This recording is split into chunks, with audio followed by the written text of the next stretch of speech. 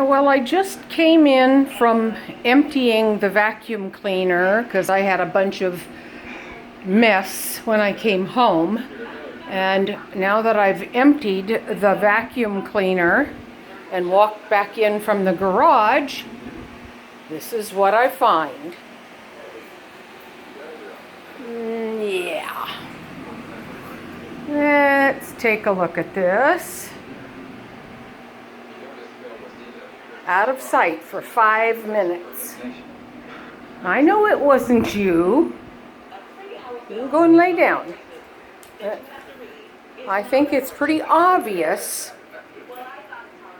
who it is.